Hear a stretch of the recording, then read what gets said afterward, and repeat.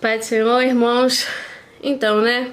Já estamos no 5º módulo, né, do IEP. E essa semana a gente abordou um tema muito interessante, né? E eu já vi diversas pessoas ter dúvidas dentro dessa temática. E a gente abordou sobre medo, covardia e como ser usado, né? Ou se em outras formas a gente poderia dizer como adquirir um dom espiritual, não é verdade? Vamos falar um pouco de personalidade para a gente entender na íntegra, né? O que ocorre e o que realmente desagrada a Deus e o que não desagrada a Deus, né? Então, por exemplo, muitas pessoas têm muitas dúvidas sobre ser usado, né? Como adquirir um dom espiritual. Então a gente vai falar muito disso, né? Primeiramente, vamos falar sobre medo, né? Assim como a gente fez na aula aqui quarta-feira. O que acontece? Existem 2 tipos de medo, né? O medo bom e o medo ruim. O medo bom é aquele medo que te protege, que ele te avisa do mal, né? Ele serve como um aviso, não é verdade? E muitas das vezes ele te leva até a Deus também. Por quê? Porque o fato de você estar amedrontado, assustado, você vai recorrer ao Ser Supremo, né? Por exemplo, em Salmos ali no capítulo 56, versículo 3 e 4 adiante. Eu não vou ler aqui os versículos, né? Vocês têm a apostila de vocês, então vocês leem aí em outro momento. Vamos falar também de medo ruim. Medo ruim é aquele medo que te paralisa, né? Ou um medo de não conseguir, ou de não ser capaz, ou de alguém ser melhor que você. Esses temores a ponto de travar você, né? De paralisar você. É medo que causa desespero. Esse desespero que você sai enlouquecido, sem direção, sem saber o que está fazendo. E esse desespero você toma decisões que muitas das vezes você vai se arrepender. Então, já entendemos 2 tipos de medo. É o medo necessário e o medo que te estaciona. A gente também precisa entender que todos os homens de Deus da Bíblia, não é que eles não tinham medo, muito pelo contrário, eles tinham medo o tempo todo. Quem não vai ter medo? Todo ser humano ele tem medo. Tudo aquilo que excede o seu compreendimento, você te gera medo. Por exemplo, você vai começar num emprego novo. Se você é novo, a palavra já fala por si. Por ser novo, automaticamente gera um temor de saber, poxa, será que eu vou me adaptar? Será que as pessoas são legais? Será que eu vou dar conta do serviço? Então, assim, eu percebo todas as pessoas que vão começar, né, ter um novo plano de vida, isso gera medo. Se você está numa cidade, você vai mudar para outro lugar, vai te gerar muito medo, né? Ou recomeçar, tudo gera medo, né? Mas o problema não é ter o medo, o problema é quando o medo trava você. Vocês entenderam? Josué 1:9 diz assim: não fui eu que ordenei a você? Seja forte e corajoso. Não se apavore nem desanime, pois o Senhor, o seu Deus, estará com você por onde você andar, né? Então, esses são alguns versículos aí, ele te encorajando, te dando encorajamento. Outra questão aqui, a gente vai falar agora sobre covardia. Uma questão aqui que eu acho muito importante a gente frisar é o seguinte. Você vai ver o tempo inteiro na Bíblia os homens tendo medo, né? Medo medo do perseguidor, né? Por exemplo, Elias, que teve medo, né? E se escondeu numa caverna. Você vai ver o tempo inteiro eles tendo medo. Em momento nenhum Deus ele condena o medo em si. Muito pelo contrário, né? Ele não te exclui esse sentimento de temor. Muito pelo contrário. Ele deseja que você teme a ele. Mas é somente esse temor a ele. E ainda que todavia você tenha outros medos de outras coisas, ele quer que o seu amor por ele seja maior que o seu temor por qualquer coisa. Entende? Então em nenhum lugar na Bíblia ele vai condenar o medo. Ele condena a covardia. Porque a covardia é a ausência de coragem. Ou seja, por você sentir o medo, você deixa de tomar atitude. Esse que é a problemática, é isso que Deus condena na palavra. Ele não está condenando o fato de você sentir o medo, porque você sentir o medo é natural. Mas você sente o medo e rompe o medo, tudo bem, porque você está demonstrando para ele que você confia nele. Então, se eu tenho medo de alguma coisa, mas eu rompo meu medo porque eu sei que existe um ser maior do que o meu temor que me protege, então tá tudo bem. O problema é quando eu me torno covarde. Eu tenho medo muito grande de alguma coisa, ou de alguém, ou de uma enfermidade, seja lá qual for. E por esse temor, por esse medo, né, do desconhecido, eu me torno covarde e acabo me ausentando, né, da ousadia e deixo de tomar ações, né? Eu deixo de gerar atitudes, entende? Então é isso que a Bíblia vai falar, né? Sobre a covardia. Por exemplo, 2 Timóteo 1:7. Ele diz assim: pois Deus não nos deu espírito de covardia, mas de poder, de amor e de equilíbrio. Então, ou seja, ele está deixando claro que Deus te deu, o espírito que Deus te deu é um espírito que rompe, né? Não é o problema, não, porque eu tô de frente de uma situação que eu não consigo reagir. Tudo bem, mas o verdadeiro amor lança fora todo medo, né? Está escrito ali em 1 João 4, né? Se eu não estou enganado, diz assim: no amor não há medo, pelo contrário, o perfeito amor expulsa o medo, né? O verdadeiro amor lança fora todo medo, né? Então o que acontece? Você já conseguiu entender que não é o problema é sentir medo. Sentimento a gente sempre vai ter, né? Tudo que é desconhecido você vai temer. O problema é a sua reação diante desse medo, entendeu? Vamos ver aqui alguns pontos que a psicologia tem a nos dizer sobre pessoas medrosas, os covardes e os tímidos, né? Vamos falar bem vagamente sobre esse tema, para que a gente já logo pule para os introvertidos e os extrovertidos. E talvez para você, porque, por exemplo, em Apocalipse, né, é uma das grandes problemáticas, é que ele diz o seguinte: os covardes, os incrédulos e os depravados, os assassinos e os que cometem imoralidade sexual e os que praticam feitiçaria, os idólatras e todos esses mentirosos, o lugar deles será no lago de fogo que arde com enxofre. Esta é a segunda morte, Apocalipse 21:8. Então o que acontece? Ele fala que os covardes, né, não herdarão o reino do céu. Mas aí outras traduções diz os tímidos. Então vamos entender, né, o que a psicologia vai falar sobre aquela pessoa que tem uma personalidade medrosa, covarde e tímida, e vamos entender na íntegra o que a psicologia tem pra gente aí, pra nos acrescentar em conhecimento. Presta atenção. O medroso, eu fiz algumas anotações, então eu vou ler pra vocês rapidamente aqui. O medroso é aquele que vivencia na pele uma forte sensação de insegurança. Em outras palavras, ele é instável e possui ausência de firmeza. Beleza, você é uma pessoa medrosa. Aí eu já disse pra vocês que não é um problema você ser medroso, mas é um problema você ser covarde. Então presta atenção. O covarde é o que tem a falta de arrojo, de bravura, de valentia e de ação. Então tem a diferença, ou seja, o medroso ele é inseguro e ele é instável, mas não significa que ele não vá romper. Mas o covarde não, o covarde ele todavia ele não consegue reagir em ação. Então vamos falar o tímido. O tímido é a junção das duas coisas. Por exemplo, ele sente a insegurança do medroso e também ele não consegue ter a reação que o covarde não tem. Então esse que é a problemática, né? Porque o tímido é a junção das duas coisas. Então por isso que a Bíblia vai dizer, né, em Apocalipse ali, que ele abomina o tímido. Aí você vai dizer: poxa, mas eu sou uma pessoa tímida e tal, mas eu não deixo de romper. Tenta entender. A Bíblia está falando sobre timidez no sentido a falta de ação. Covardia no sentido falta de ação. Você tá entendendo?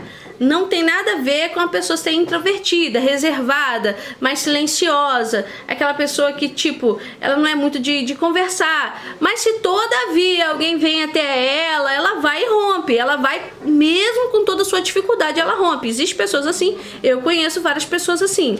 Mas isso não torna ela enquadrada nesse capítulo de Apocalipse 21, que diz que os covardes não herdarão o céu. Então, ou seja, como eu disse, poxa, eu sou uma pessoa que eu sinto medo demais. Eu tô sempre em rompimento com o meu medo. Conheço várias pessoas assim. A pessoa tem medo de escuro, mas ela não deixa de subir no monte. A pessoa tem medo disso, daquilo, mas ela não deixa de fazer o que tem que ser feito. Então o problema não tá aí. Vocês estão entendendo, né? Então a problemática toda tá em você ser covarde, né? A falta de ação, de arrojo, de bravura. E o tímido é a junção das duas coisas, né? Então, quando em algumas bíblias vai ter a tradução falando tímidos e outros covardes. Então vamos um pouco mais à frente, né? Também, a psicologia também nos mostra aqui que o tímido ele tem a tendência a ser egoísta, Tá entendendo? Pensa em si mesmo no modo exacerbado, né? Tal qual como a sua autoimagem, na sua dor, na sua dificuldade. Ou seja, como ele tem que se proteger porque ele se acha muitas das vezes inferiorizado, ou muitas das vezes sempre ele tem essa sensação que sempre alguém é melhor do que ele ou tá acima dele, e essas coisas que acontecem dentro do coração, ele tem uma necessidade extremista de se proteger, né? Então isso torna ele uma pessoa egoísta, um autoprotetor, entendendo? Então todas essas coisas, porque como a gente sabe, todo o evangelho, ou melhor, a Bíblia toda, é um caminho só, ou seja, que é a salvação. Ele deixa bem claro o seguinte: ide por todo mundo, pregar o evangelho e tal. A partir do momento que você é extremamente egoísta, ou que você não consegue, você coloca a sua dor como prioridade, ou você está sempre em busca de uma aprovação, essas coisas quebram o elo, né, do propósito divino. Tá entendendo? O propósito divino que Deus tem com você. A chamada de todos, de todo cristão, a chamada de todo cristão, a gente vai falar disso semana que vem. Todo cristão, ele tem uma chamada só, que é o quê? É o id. Então todo cristão, ele tem esse dever de pregar e de multiplicar o evangelho. E uma das maneiras, né, dele provar o seu amor ao cristianismo é levando pra frente todo o seu aprendizado. Beleza, né? Eu vou pular aqui logo pro introvertido e o extrovertido, porque a gente tem muitas coisas para falar ainda. Vamos começar pelo introvertido, né? Ele é quieto, ele é observador, ele é analítico, ao contrário do extrovertido, né? Que é a sua extroversão, ou seja, a sua personalidade. Ele é extro, ele é fora, ele rompe, ele fala, ele é comunicativo, ele consegue abordar diversas pessoas. Então, onde eu quero chegar?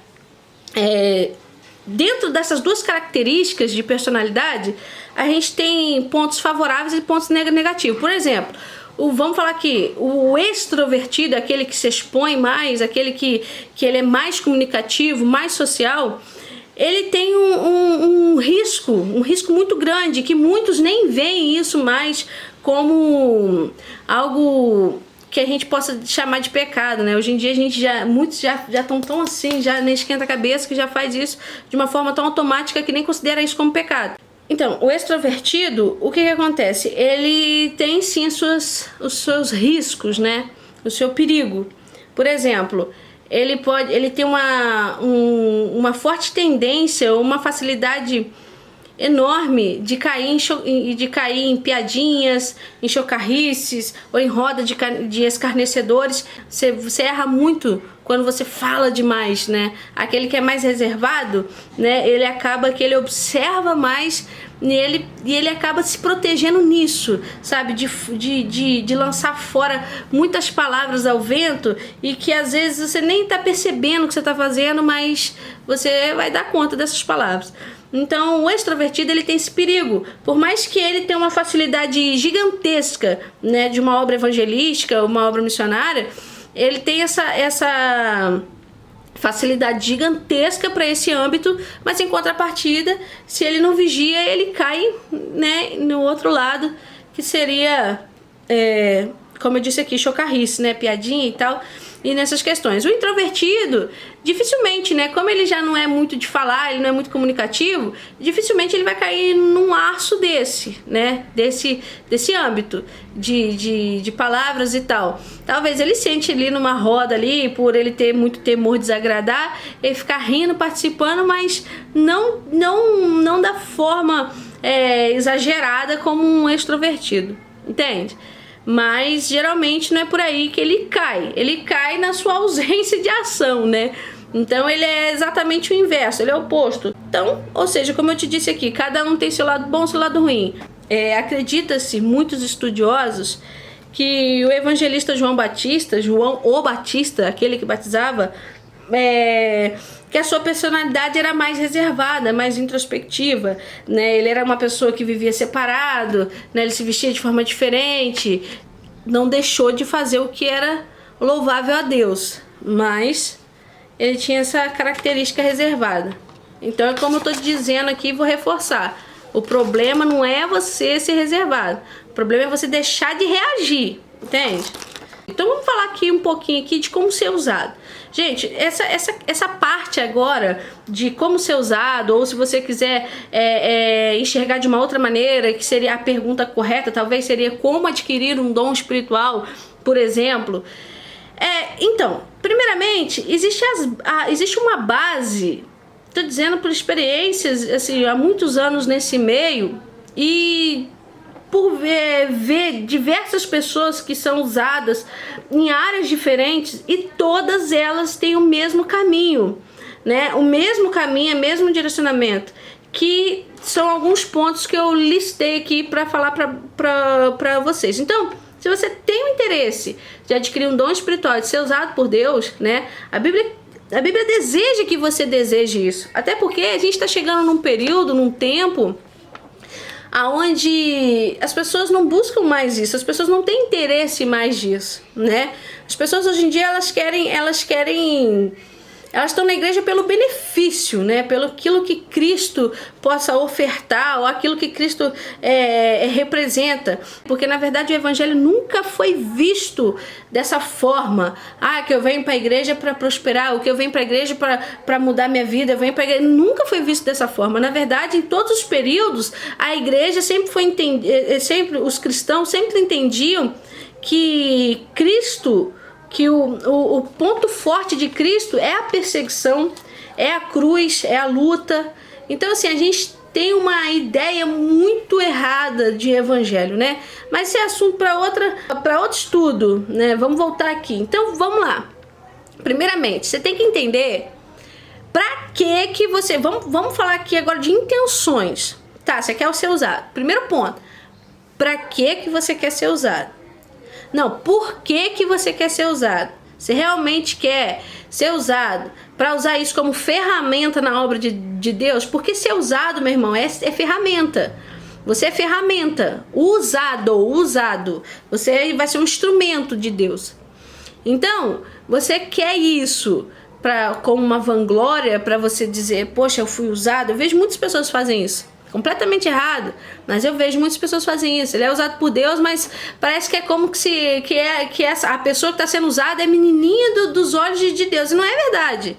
A honra é de quem recebeu, né? Vamos supor, se você tem o dom da cura e você orou para uma pessoa e a pessoa foi curada, poxa, a honra é da pessoa que recebeu a cura, porque é a fé que ela teve para crer na tua oração e assim sucessivamente. Tá certo que a Bíblia diz que não há profeta sem honra. Lógico que Deus vai honrar você. Não sou contrária a isso, muito pelo contrário, vivo isso na minha vida, né? Deus sempre abre portas de honraria através do meu ministério. Mas eu nunca tive isso no meu coração de pensar assim, que isso como uma meta de vida, muito pelo contrário. Muito pelo contrário, tanto que eu trabalho, né? Eu não tenho isso como um meio de vida, não mesmo. O que eu quero voltar aqui é, quais são as suas intenções? Pra que você quer isso? Por quê?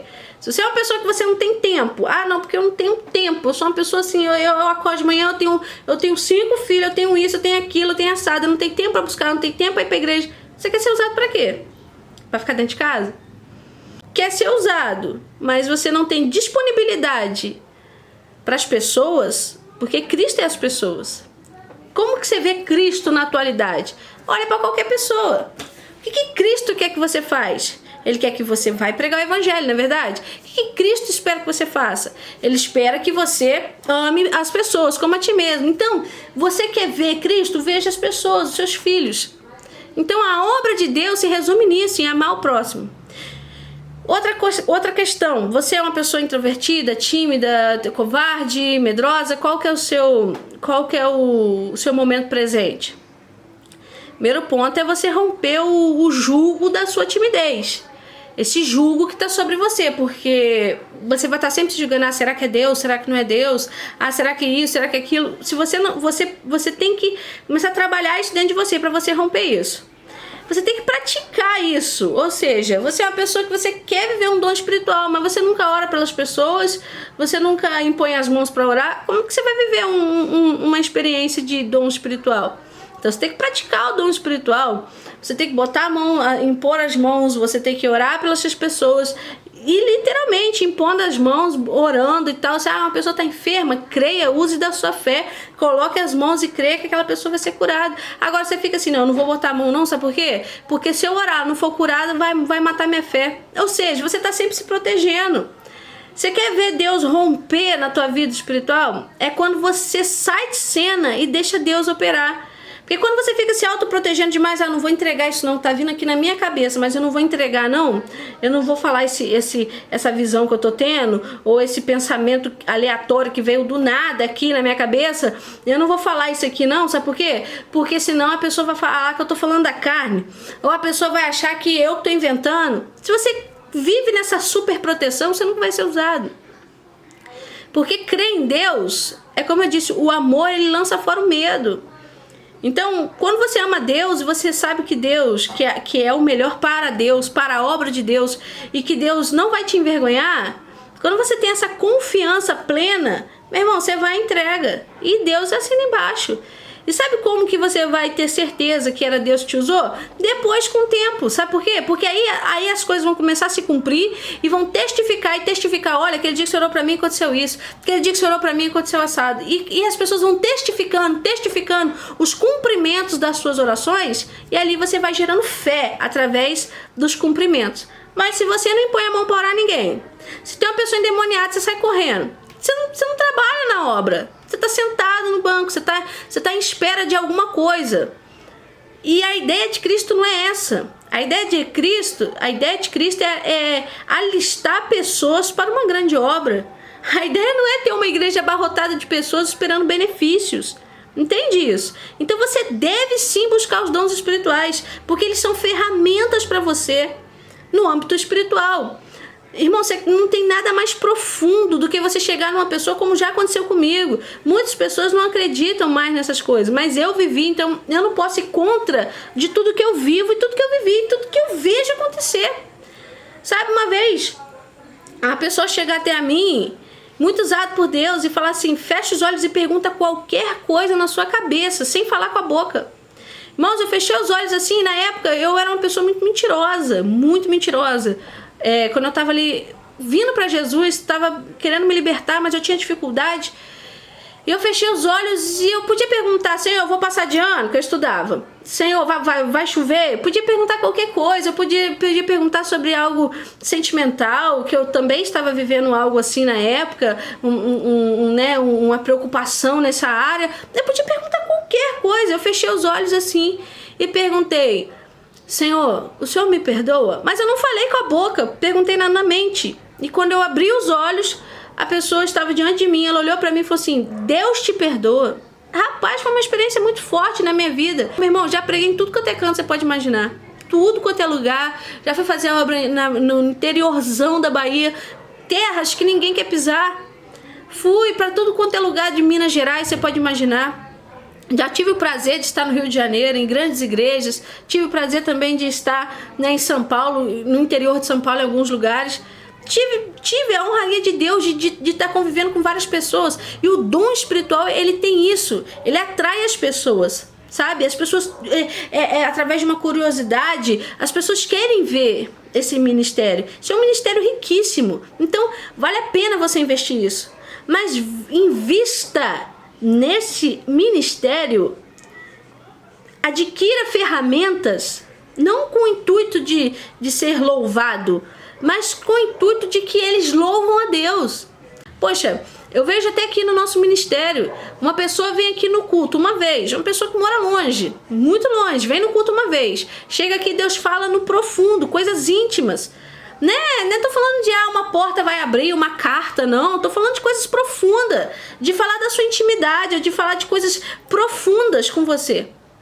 E a pessoa vem uma vez, a pessoa volta. E aí o que acontece? A pessoa vai ficar aqui pela revelação? Não vai, porque a revelação não dura muito. A revelação é assim: Deus fala uma vez, fala outra vez. Deus não vai ficar falando com a pessoa todo culto, não vai.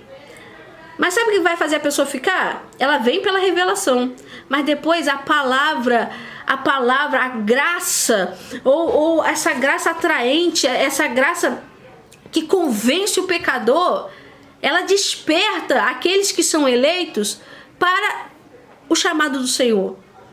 Então, a graça nos constrange, não é verdade? A gente não aprendeu isso? Então saiba que a pessoa vem pela revelação, vem pelo dom da cura, vem por isso, vem por aquilo. Aí quando chega aqui, a palavra justa, verdadeira, uma palavra que quebra o jugo, uma palavra que arrebenta os alicerces do coração daquela pessoa, faz a pessoa ficar pela palavra, não pelos dons. Você tá entendendo? Então, a ferramenta para trazer a pessoa, mas a pessoa não fica por isso. A pessoa fica pela palavra, porque a maior das revelações é a palavra. Vocês entenderam tudo que eu quis dizer? Dúvidas, entre em contato, coloca a tua pergunta aí. Se você faz parte do IEP, manda o seu questionamento lá no grupo. Tá? Está aqui para isso, para servir, né? Porque o reino do Senhor é servir, não ser servido.